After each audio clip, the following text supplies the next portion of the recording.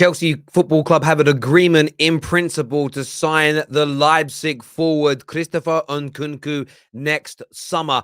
The medical has already been undertaken, not in Frankfurt as indicated by the German press, and Chelsea are ready to lift the 30 million euro buyout clause. This has been reported by a number of journalists, but take note, Fabrice Hawkins is now reporting on this. This is the man that broke the Koulibaly news. This is the man that has broke many transfer pieces of business in the last couple of years for Chelsea Football Club. Before the Forks, before the Fabrizios, even before the Matt Laws, he is 100% legitimate. He also claims that Liverpool are in this race as well. But as I mentioned about Chelsea, they're buying satellite clubs. They're looking at bringing in some of the best footballing and technical directors in the world. They're buying brilliant youth. They're spending big money on star players. They're brought in a manager to build a long-term club philosophy. You should be very scared of what they're building because Chelsea, under Todd B, are legit.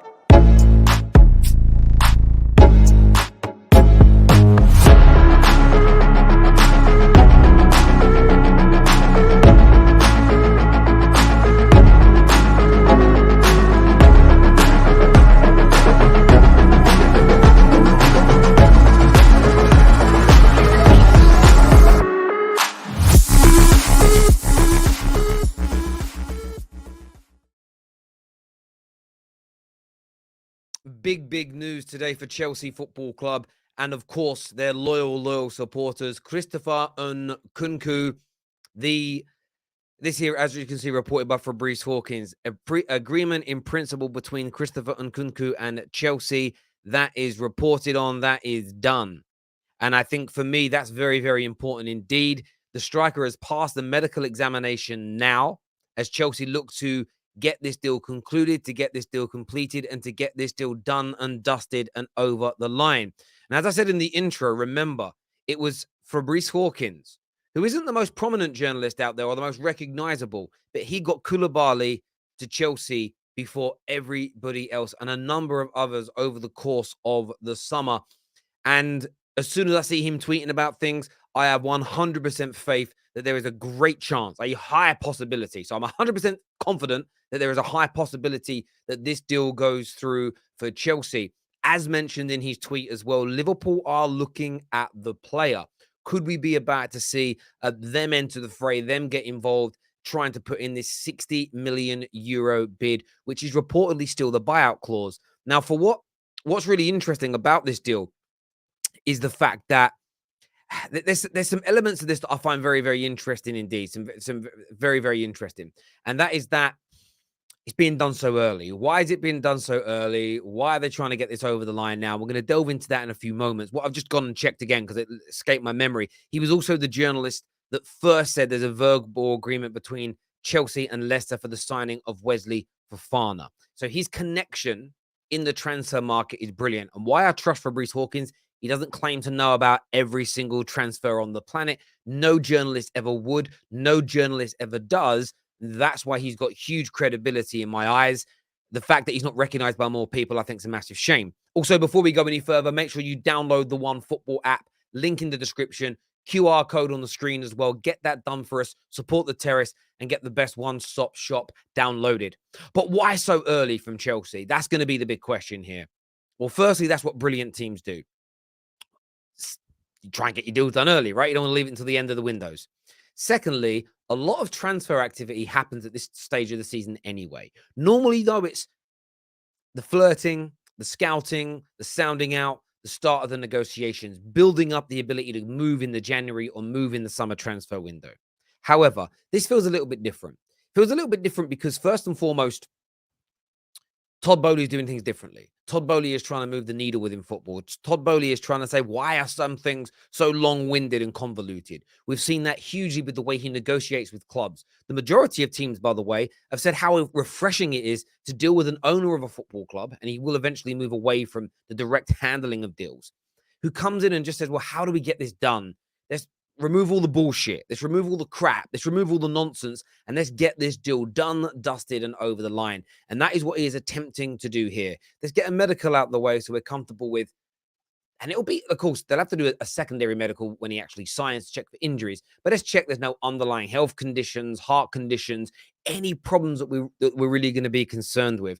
That way, we can get the agreement can move from being in principle to being in actuality. We can sign a deal and a contract with an obligation to see it through, probably pending one more medical at the end of it to ensure nothing has developed within the player over the next 9 to sort of 8 to 9 months.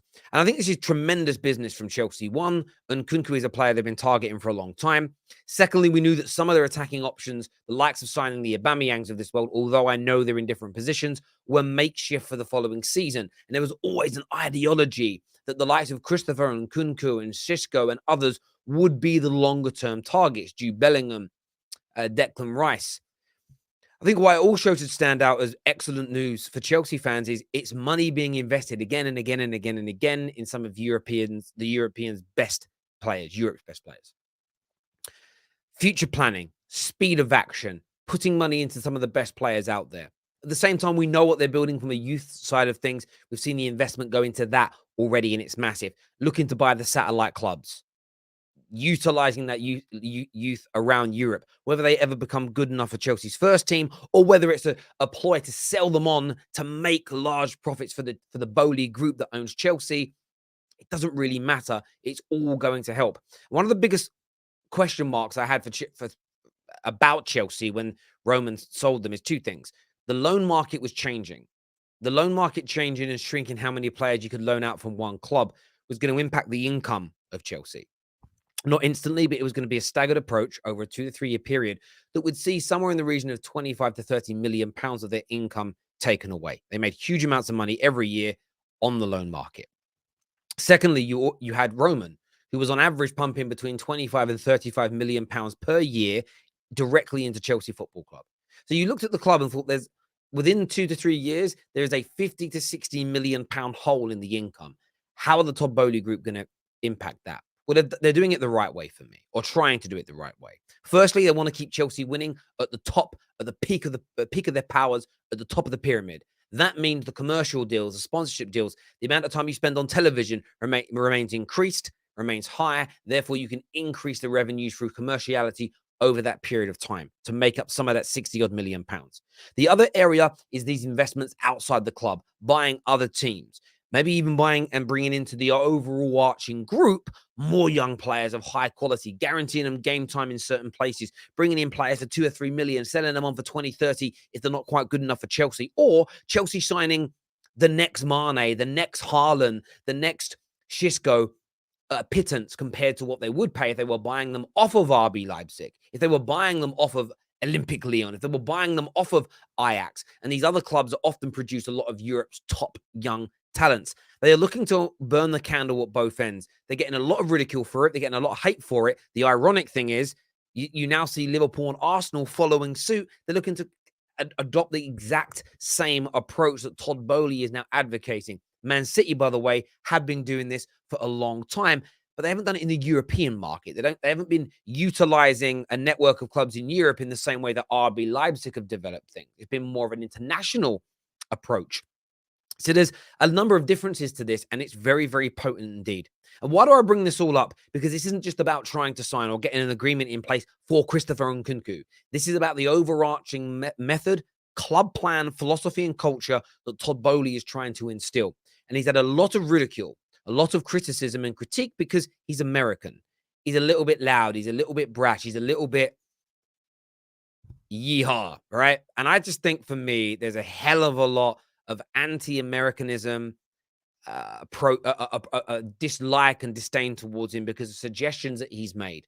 Where for me, what he's trying to do is move the needle, increase the money into the game, and with the football club that he has bought along with his consortium, make them the very best team he possibly can in Europe.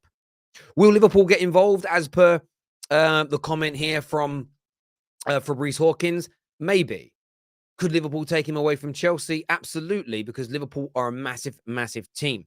But when you look at what they're trying to build at Chelsea, when you look at what they're trying to create, what they're trying to, the long-term vision, Chelsea are already a powerhouse, but I truly believe they could be about to step up to another complete level. I truly do.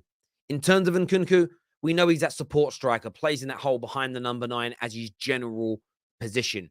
Goal scoring record over the past year or so has been excellent. Has just signed a new deal at RB Leipzig. And I think that's another reason why they want to get this done early. Maybe that new buyout clause doesn't actually come into action until next year. So getting him early now might actually be able to,